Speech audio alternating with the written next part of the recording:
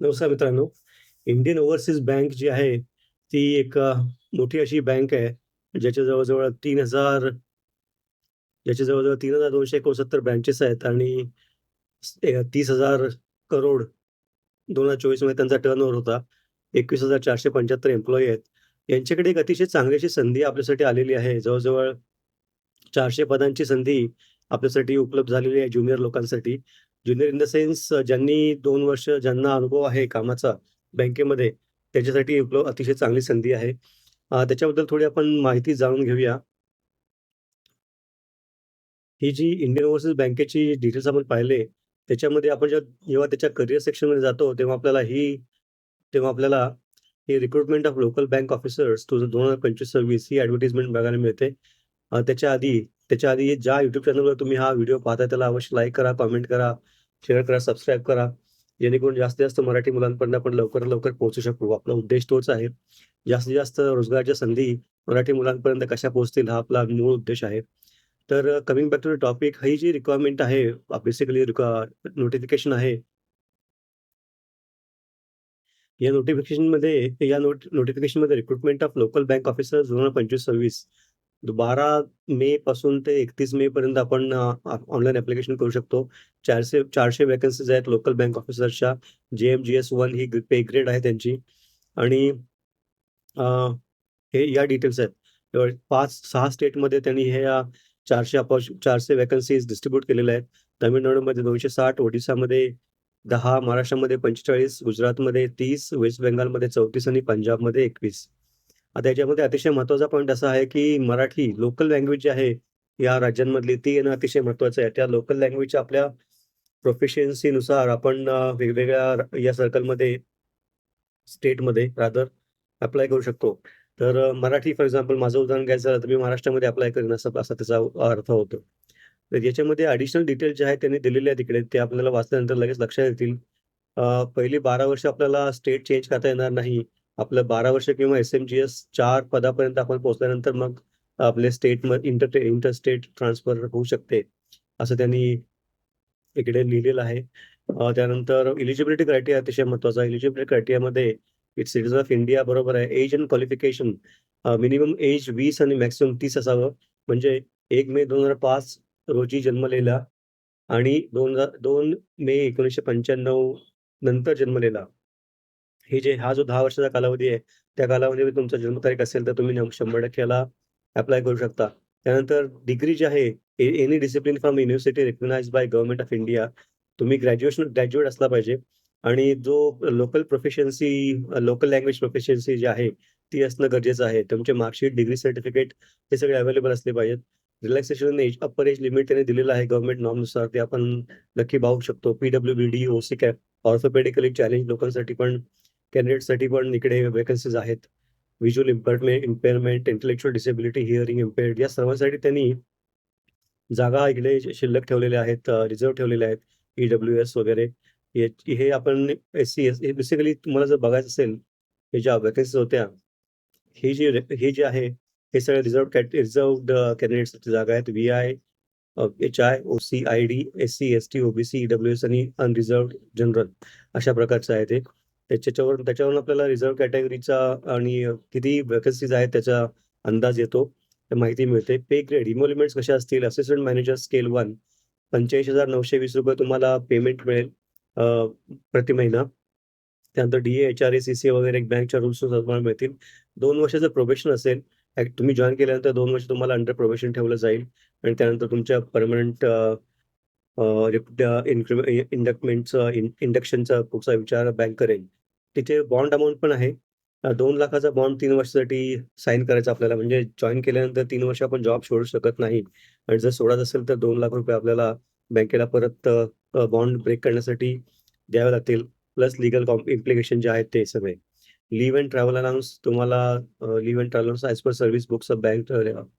Selection process अतिशय महत्त्वाची. Selection प्रोसेसमध्ये ऑनलाईन टेस्ट आहे. Online examination followed by language proficiency test आणि पर्सनल इंटरव्ह्यू.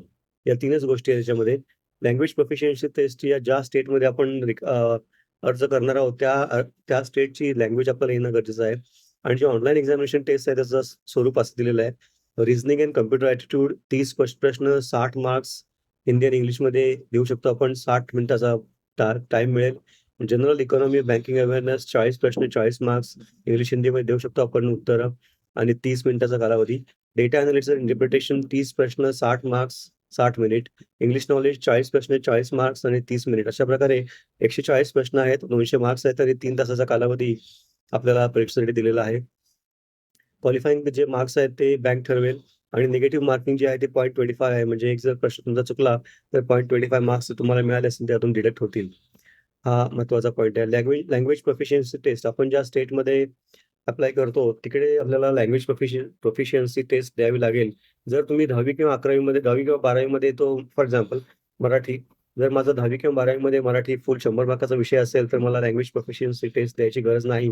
आणि जर तो माझा फुल लँग्वेज कोर्स नसेल तर मला द्यावी लागेल. त्यानंतर पर्सनल इंटरव्ह्यू. ऑनलाईन एक्झामिनेशनच्या परफॉर्मन्सनुसार तुम्हाला पर्सनल इंटरव्ह्यूसाठी बोलवण्यात येईल आणि त्यानंतर तुमचं फायनल सिलेक्शन होईल. ऑनलाईन जो फायनल सिलेक्शनचा जो मार्क लिस्ट आहे, फायनल मेरिट लिस्ट, त्याच्यामध्ये 80% वेटेज हे ऑनलाईन टेस्टमधल्या तुमच्या परफॉर्मन्सला दिलं जाईल आणि 20% वेटेज हे तुमच्या पर्सनल इंटरव्ह्यूच्या परफॉर्मन्सला दिलं जाईल. ॲप्लिकेशन गाईडलाईन्स आपण पाहिल्या 12 मे ते 31 मे पर्यंत आपण ऑनलाईन अप्लाय करू शकतो. प्री-रिक्विजिट्स दिलेले आहेत. त्यांनी प्रोसेस ऑनलाईन ॲप्लिकेशनची प्रोसेस आपण पाहणार आहोत कशी आहे ती. एक ॲप्लिकेशन फी जी आहे ती एस-सी, एस-टी, पी-डब्ल्यू-बीसाठी ₹175 आणि जनरल ई-डब्ल्यू-एस आणि ओ-बी-सीसाठी ₹850 आहे. रिफंडेबल नाही आहे. पेमेंट ऑनलाईन करायचं आहे. Guidelines for persons with P W B D हे सगळे डिटेल्स तुम्ही वाचून तुम्हाला तुमच्या लक्षात येईल. List of documents to be produced आपल्या कागदपत्र कोणती लागतील त्याची पण सगळे डिटेल्स दिलेले आहेत. Print out of the valid personal interview call letter, valid system generated, print out of the online application form registered. म्हणजे ऑनलाईन ॲप्लिकेशन दिल्यानंतर आपल्याला ॲप्लिकेशन सबमिट झाल्यानंतर त्याचा प्रिंट आउट काढून आपल्याला आपल्या डॉक्युमेंटेशनसाठी ठेवावे लागेल. Proof of date of birth, proof of language proficiency, photo identity, marksheets, relevant certificates, work experience, caste certificate वगैरे अशा सगळे डिटेल्स त्यांनी इकडे दिलेले आहेत. Proof of identity to be submitted at the time of examination. Examination centre जे आहेत ते अतिशय महत्त्वाचे. पर्सनल इंटरव्ह्यूसाठी डिटेल्स त्यांनी दिलेले आहेत. कॉल सेंटर्स फक्त कॉल लेटर जे आहेत ते फक्त ईमेलवरच पाठवले जातील. त्याची हार्ड कॉपी वगैरे पाठवली जाणार नाही. मिसकंडक्ट किंवा बाकीचे तुम्ही नकारार्थी किंवा इल्लीगल कामं करण्याचा प्रयत्न केलात, प्रॉक्सी किंवा लॉबिंग किंवा अशा प्रकारची किंवा चुकीची माहिती देणं, तर तुमच्यावर कायदेशीर कारवाई करण्यात येईल. General eligibility, medical fitness, character and caste certificate ह्याचं व्हेरिफिकेशन केलं जाईल आणि त्यानंतर तुमचा कॅन्डिडेचर हे ग्राह्य मानण्यात येईल. याच्यामध्ये त्यानंतर जो एक्झामिनेशन सेंटर्स आहेत ते अतिशय महत्त्वाचे. ते आपण पाहणार आहोत. एक्झामिनेशन सेंटर्स जे आहेत त्याचे डिटेल्स त्यांनी त्याच्या आधी guidelines for scanning and uploading document. Online आपण जेव्हा ॲप्लिकेशन करतो तेव्हा जे काही डॉक्युमेंट्स आपण स्कॅन करतो आणि डिजिटल फॉर्मॅटमध्ये ते अपलोड करतो त्याची साईज काय असावी आणि फाईल टाईप कसा हवा हा अतिशय महत्त्वाचा असतो.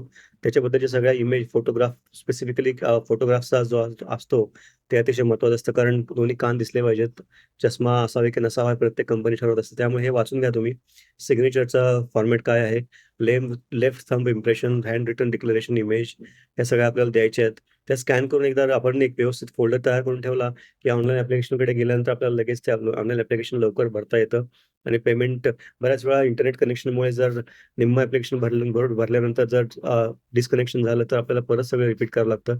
याच्याऐवजी आपण सगळे डॉक्युमेंट्स आपल्याला माहिती आहेत कोणते डॉक्युमेंट्स लागणार आहेत त्याची जर स्कॅन कॉपी व्यवस्थितपणे करून ठेवली त्यांच्या फॉर्मॅटनुसार आणि त्यांच्या साईजनुसार, गाईडलाईन्सनुसार, तर आपल्याला लगेच ऑनलाईन अपलोड करता येतं. त्यामुळे वेळ वाचतो आणि डिस्कनेक्शनचा इश्यू पण होत नाही.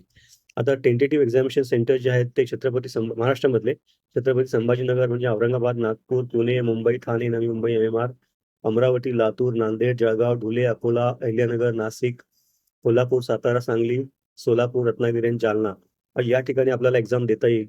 तर एवढी सगळी ही जी इंडियन ओव्हरसीज बँकेची जी अपॉर्च्युनिटी आहे 400 पदांची, ती आपल्यासाठी उपलब्ध आहे. त्याचा अवश्य लाभ घ्यावा असं मला मनापासून वाटतं.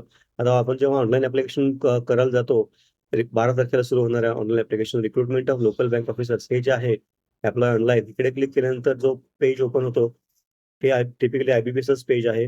12 तारखेला इकडे आपण ऑनलाईन अप्लाय करू शकू. जर तुमचं लॉगिन आयडी नसेल तर तुम्ही रजिस्ट्रेशन करू शकता. अशा प्रकारे ही जी इंडियन ओव्हरसीज बँकेची अमेझिंग अपॉर्च्युनिटी 400 पदांची आहे, त्याचा अवश्य फायदा घ्या. त्याचबरोबर ज्या YouTube चॅनलवर तुम्ही हा व्हिडिओ पाहताय त्याला अवश्य लाईक करा, कमेंट करा, शेअर करा, सबस्क्राईब करा.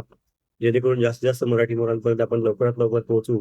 आणि YouTubeच्या अल्गोरिथमनुसार मी प्रत्येक व्हिडिओमध्ये रिपीट करतोय. YouTubeच्या अल्गोरिथमनुसार 90% ते 92% म्हणजे फक्त व्हिडिओ पाहतात पण सबस्क्राईब करत नाही. तर सबस्क्राईब करा. आपल्या मित्रांपर्यंतही बातमी पोहोचवा. जरी आपल्यासाठी स्वतःला जरी ही अपॉर्च्युनिटी व्हॅलिड नसेल, तरी पण जे आपल्या आजूबाजूच्या मंडळींना ज्यांना कोणाला याचा फायदा होऊ शकेल अशा सर्वांपर्यंत पोहोचवा, जेणेकरून आणि जरी गरज असेल तरी पहिली पोहोचवा. कमीत कमी माहिती तरी कळते, की अशा-अशा बँकेमध्ये अशा-अशा अपॉर्च्युनिटीज ओपन होतात आणि त्यांची सिलेक्शन प्रोसेस अशी असते. त्यांची ऑनलाईन एक्झामिनेशन अशी असते. अशा बेसिकली सिच्युएशनल अवेअरनेस किंवा आपल्या आजूबाजूला काय चाललंय ते आपण माहिती होणं गरजेचं असतं. त्यासाठी शेअर करा, सबस्क्राईब करा, लाईक करा. Thank you very much.